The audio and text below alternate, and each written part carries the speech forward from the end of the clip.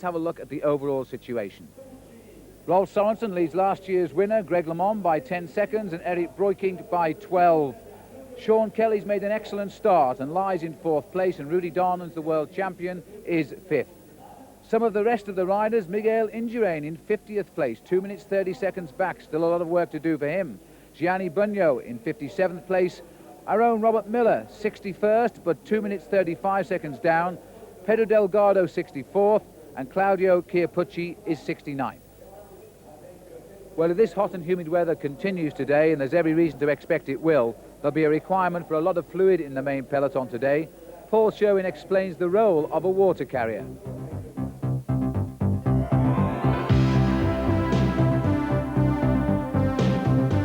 On the long hot stages like today, riders often need to drink as many as 12 bottles of liquid, otherwise they can become dehydrated and lower their body efficiency. Usually 1 or 2 of the riders from the team are elected to look after the others.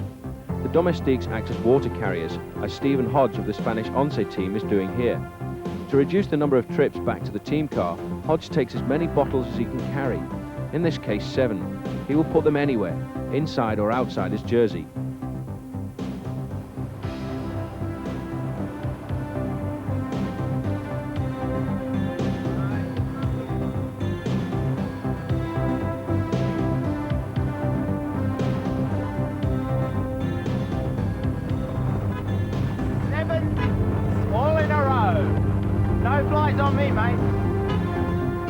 He will then ride back to the main field and distribute his wares to those of his teammates who have placed an order at the mobile bar.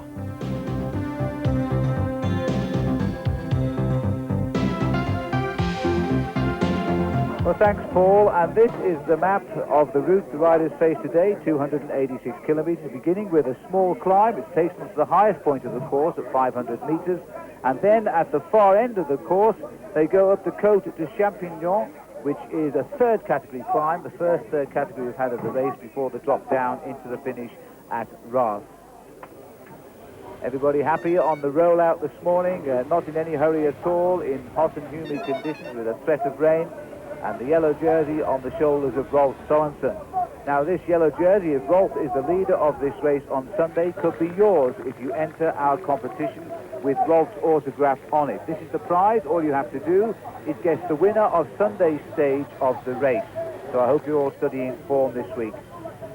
When you've decided on who will win Sunday's stage, please send your selection on a postcard to Tour de France Competition, Portel, 142 Lower Marsh, London SE1 7AE. Postcards only, please, by Thursday, July the 11th. Now, thank you all for your questions overnight. 1 or 2 we've selected today to give you the answers to. And the question, why was Stephen Roche eliminated in the team time trial? And the answer is because he finished more than 20% behind the time of the winning team, which was the Italian team Ariostia. Every day, the riders must finish within a percentage of the winners of the day, and Roche was outside of the 20% limit. Now, the order of wearing the race leaders' jerseys. Well, the most important jersey in the Tour de France is the yellow jersey, and that takes precedence over any other competition a rider may be in the lead of. There are 3 major competitions in the Tour de France: the yellow for the race on time, the green for the most consistent daily sprinter, and the polka dot jersey for the leader in the King of the Mountains. So the yellow always takes precedence, and the green will take 2nd place, and the polka dot 3rd. Now, why do we no longer show you pictures of the Tour Féminin? Well, it's simple, because the Tour Féminin is no longer held at the same time as the Tour de France because of the problems in organizing 2 major events. The Tour Féminin is now at the end of the summer. The oldest competitor in the last 10 years in the Tour de France, well, that is Joop Zoetemelk. He was 40 years of age, and the oldest rider this year, by the way, is Henk Lubeding, who is almost 38. Atle Volswol is riding on the Z team in this year's Tour de France. He's not the team leader, though, because that is Greg LeMond, the American, and Dag Otto Lauritsen has also been selected for the Motorola team, which is the only American team in the race. Now, let's go down to the action today, and there's been plenty of it in the opening miles, when we might have been excused for expecting a slow rollout over the long distance. At the Côte de Souchot, which is the first sprint of the day for the small time bonuses, sprinter Laurent Jalabert took 6 seconds bonus from the Russian Zhumodalin Abdu Japarov. and also Johan Museo, the Belgian, who was in third place. Then the riders went on to Giraudot, and a little surprise in store here because there had been an attack which had gained almost 45 seconds, including the danger man Claudio Chiappucci, who broke away with 4 other riders: Eduardo Chozas, Jérôme Simon, Tilly Claverola and Peter de Klerk. De Klerk was the winner of the sprint from Chiappucci and Jérôme Simon, and after a breakaway lasting 40 kilometers, all 5 riders were back in the big field. Oh, and here is a crash straight away, and this is always a danger in the big field, but this is a mass pile-up here, and it's happened right in the centre of the field. I think that's Lawrence Roach down there, Paul. Well, that is Lawrence Roach. He was the rider who was off the front of the race before, trying to get a bit of glory, and this is just what can happen when you're a little bit tired. There's another rider in the side of the road that looks like Marshall Gaillon, who's gone down there as well from Toshiba. Yes, that's Marshall Gaillon, the former yellow jersey wearer of the Tour de France, and in a lot of pain there. And it could well be his Tour de France has ended today because he's making no effort to get out of a very difficult position too. The doctors are with him now. This is one of the senior doctors on the Tour de France helping him up. And Marshall Gaillon now having to think whether he can get back on his bike. Well, this pile-up obviously caused by a touch of wheels as they've ridden along in what is very warm conditions. We'll go back up to the leaders now because this breakaway has formed about 5 kilometers to go, and the rider in the green jersey there is Valerie Tabaldi. We've only caught a glimpse of it. Let's go back to the crash because this rider here at the back of the field is Lawrence Roach, and that is one of the race doctors. And this is a shame because Roach was away earlier on today, had a lead of about 15 seconds. They chased him down, and he couldn't have long been caught before this crash happened. He was probably just getting back into the field as this happened, but this is what happens. It's very windy out there at the moment. He's holding his shoulder. He's changing his bicycle at the moment. I think he's all right. He's just checking things out there. I don't think he's got too much gravity. The first thing a rider thinks about when he crashes is his collarbone, but it looks to me as if Lawrence Roach is all right there. He'll get back into the race and hopefully will avoid elimination like that happened to his brother. And now we're with the 3 leaders as they come up over the top of the Côte de Champillon, which gives them just something like 20 kilometers to go to the finish, 23 kilometers to be exact down to the finish now. And the champion of Belgium, the new champion of Belgium indeed, Benjamin Van Itterbeek, sitting at the back. Let's go back to the second group now because the pressure going on here as they're trying to bring about is Alessandro Gianelli, who is at the front, and the Banesto rider is now trying to close this gap down. The highest placed rider in that breakaway, this is Delgado we're looking at the moment, is Guy Nullens, who is 37th overall in the race, 2 minutes and 17 seconds back. Yeah, but it looks as if everybody in the race at the moment is really trying to hot things up. Everyone looking just for a little bit of a break to try and slip away and get some time back. The lead coming down on those front 3 riders there, 45 seconds. That's because of the pressure that's being exerted in this main field at the moment there. Gianni Bugno has decided he wants to have a little go at the front. Chiappucci was there in close attendance as well earlier on, so everybody trying to slip clear and pull back some time like they lost a couple of days ago. Well, the Côte de Champillon, in fact, is a very nasty climb. It's 4 kilometers long, and coming at the end of what they've been in the saddle now for 7 hours and 20 minutes, I should imagine it'll do a lot of damage. Well, it is doing a lot of damage as well, and look at the ease that Gianni Bugno is riding away from the rest of the field here. I think this really is the man that we're going to have to be careful of later on in the Tour de France because he just is riding away from the main field here, and he looks so very, very strong. Well, this is a superb stroll sent by Gianni Bugno, and notable too that Greg LeMond hasn't taken up the chase yet, but it looks to me as though the yellow jersey might be trying a little bit further down the road. So this was the first Category 3 climb of the race. The gradients and the steepness of the climbs are measured in categories. The steepest, of course, are all category. That's outsized categorization in French. And then they go 1, 2, 3, and 4. The 4 are supposedly the easiest.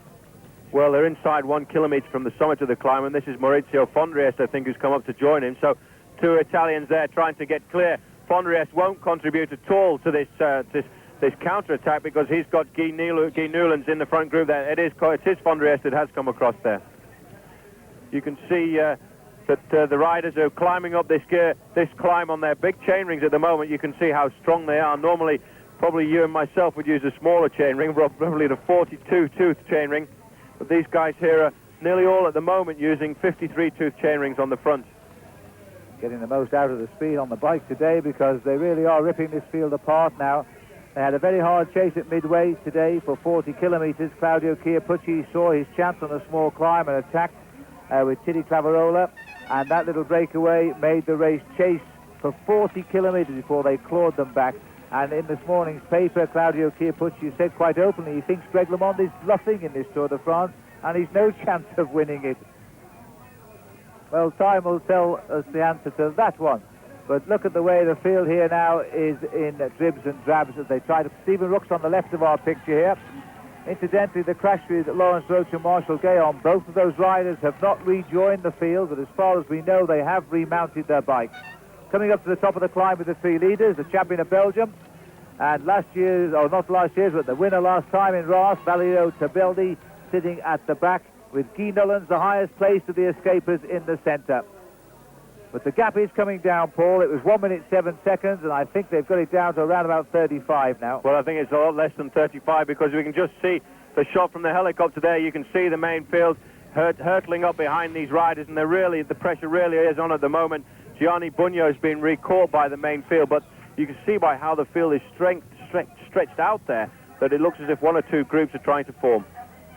Well, next stop now is Reims, just about 23 kilometres to go, and will they survive? We'll take a short break.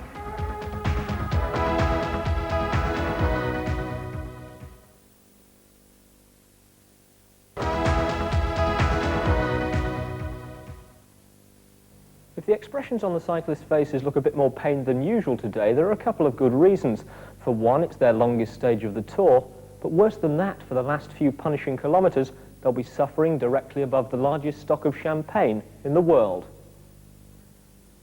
At street level, Reims is an unremarkable town of 180,000 people, but cut through the chalk 60 feet below are the cellars of all the world's great champagne houses. Added together, there are more than 100 miles of tunnels here, populated by 500 million bottles of bubbly, an underground city that runs on alcohol.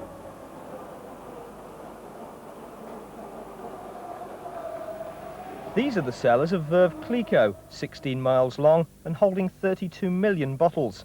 The figures sound like a cause for celebration in themselves, but no corks are ever popped down here. These dank cellars, with their constant temperature of 50 degrees, summer or winter, are where the champagne is fermented twice, relieved of its sediment by careful tilting and turning of the bottles, then matured. 3 years for standard champagne, 5 for a vintage. Then it's ready for labelling and shipping. France supplies 80% of the world's bubbly market, but because of laws on sports sponsorship, it won't be supplying any for today's stage on its own doorstep. After a 289-kilometre slog to the home of France's most famous drink, there'll be nothing more than the usual can of non-vintage Coke and a cuddly toy waiting on the podium for today's leader. Oh, well, I'm sure Gary will make up for what the winners can't have at the finish line today, and it could be one of these three riders, because this breakaway is still showing promise, although the counterattacks are now coming thick and fast from the field behind. Benjamin Van Itterbeek setting the pace. These two riders only a short while ago were actually sharing the same drinking bottle together. As you can see on the frame of the rider on the right, he doesn't have a bottle anymore. The weather is now extremely hot, and Van Itterbeek gave him his drinking bottle as well. So they're working as a team, and they're going to have to fight out the finish among themselves with something like 8 kilometres to go now. Thierry Marie, who was the winner of the prologue just a couple of days ago, was trying to get across to this group, but he's just been reabsorbed by the peloton, so it just goes to show how fast that peloton is going. They're about 22 seconds behind at the moment, and if you can see the main field has got the breakaway group in its sight, so it's like a carrot in front of a donkey there. If they can just get into the streets of Reims, then they might have a chance of staying away. Well, again, there is a nasty, tortuous finish, approach to the finish, as there was yesterday into Dijon. Remember, we had a crash in the sprint there, and now we have the Buckler team have got their men to the front. One or two riders from the Motorola coming up there as well, and the chase is on in earnest. And the battle will be to keep out of trouble and stay at the front of this big peloton. Here's an example. They're coming off the highway, and they go into a very narrow road, and there's a few switchbacks to follow as well. The crowds, as ever for the Tour de France this year, are as big as we've ever seen them, Paul. There are fantastic crowds all the way along the route, and it's going to be unbelievable, I think, when we get to the mountains, because if there are this many people here already, what's it going to be like when we get there? And there's a lot of concern now. Guy Nullens, the man to profit most in this escape, if it succeeds, at the highest place, looking to see whether it's worth going on. Cabaldi sitting at the back. He's won 2 stages in the Tour de France, and he's won here as well in Arras, and he's now trying to do it again. And it looks as if it's going to come back together before we get to the finish there. Well, they'll be very unlucky because they had 67 seconds. It seems to be all over, and it might well be in a few seconds' time because the field are right on them now, and it's the Lotto team who's brought the race across to them, and now we could be in for a superb sprint finish.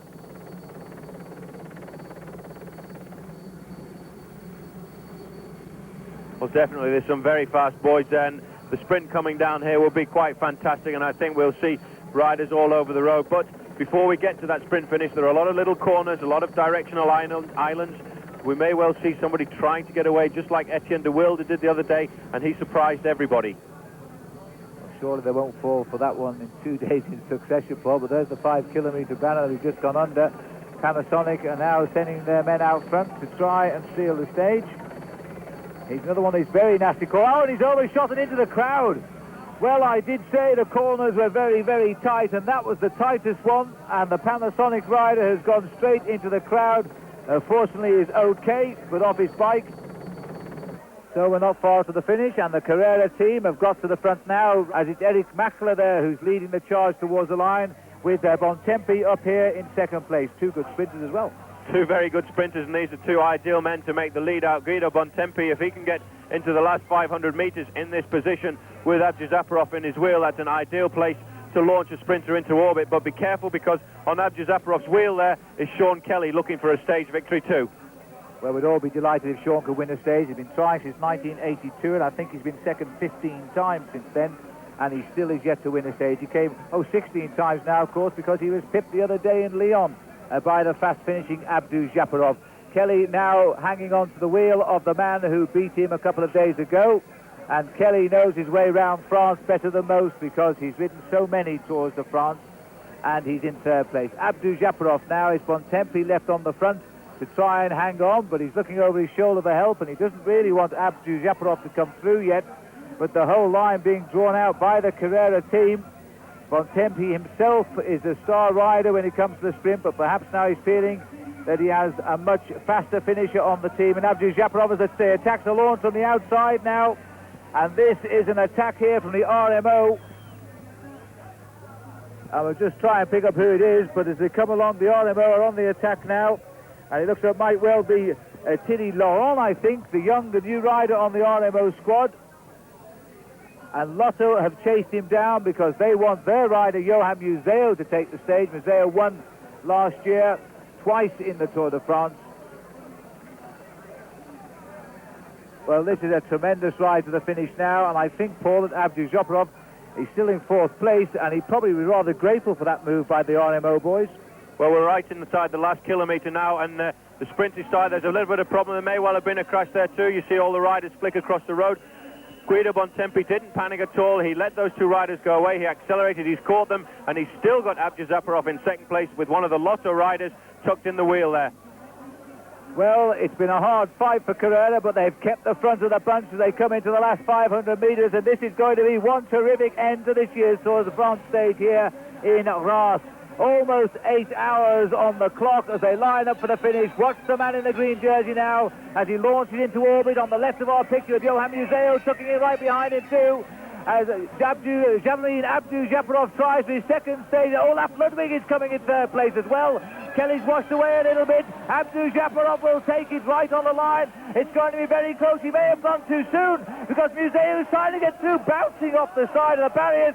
But you'll never beat Abdouzaparov. I've seen him do that before in the milk race and win a stage. And as he hits the line this time, I think Museo will complain about the sprinting, but I don't think he'll have any grounds for complaint because, to me, Paul, Abdouzaparov didn't move off his line. He didn't move off his line, and Johan Museo tried to came up through the gap that wasn't there. That's the risk you take in a sprinter's position when you want to come out of the slipstream of another rider. Very incredible sprint by Abdouzaparov there because he led out from nearly 400 metres. Ludwig nearly came by him on the line, but Ludwig had to content himself with second place. Well, let's have a look at the replay of the sprint here. Certainly Abdu Japarov had hit the front a long way out from home. He got the inside of the barriers. He does come slightly off the railings there and lines up, but as you can see here, the barriers, as always as you approach the finish, they narrow down the course somewhat, and Johan Museo trying to go through the inside there with Ludwig as well.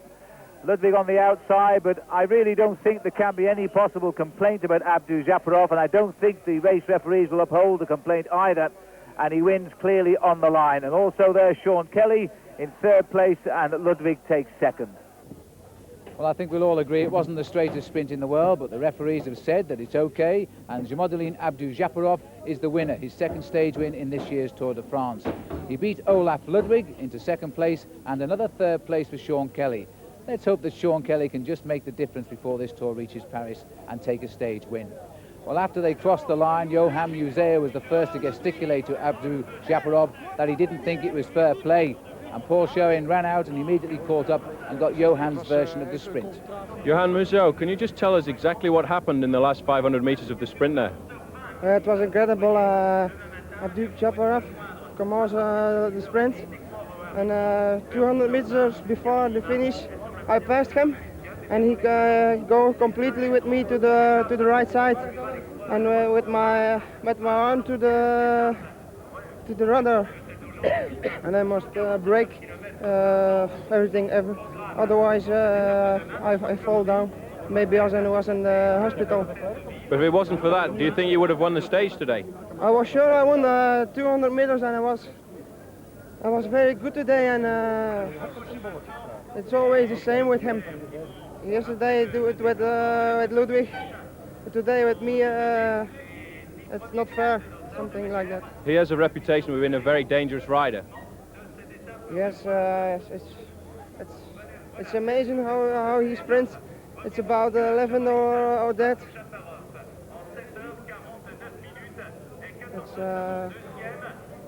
It's incredible. Something must be stopped. Otherwise, something happens incredible. It's a sport, not a fighting. Well, less controversial is the leader of this year's Tour de France, Rolf Sorensen. He still retains his overall lead by a few seconds over Greg LeMond, Eric Breukink and Sean Kelly. And in fact, Sean Kelly closed the gap a little bit today because of his bonus in the finishing sprint. Well, the Credit Lyonnais girls who presented Rolf Sorensen with the yellow jersey are perhaps a little bit lucky themselves to be here, because out on the course today, the car they were travelling in hit a tree and it burst into flames just as the main field went by. It wasn't the day either for the Roach brothers. First of all, we lose Stephen Roach, and now Lawrence Roach involved in a crash today, and he trails in more than 10 minutes behind the race, but he promises us he'll start again tomorrow. Tomorrow it's a ride of around 150 kilometres. We go here from Reims, head up north to Valenciennes, and we'll all be there, and I sincerely hope you will be too. Until then, from Gary, Paul and myself, a very good night to you.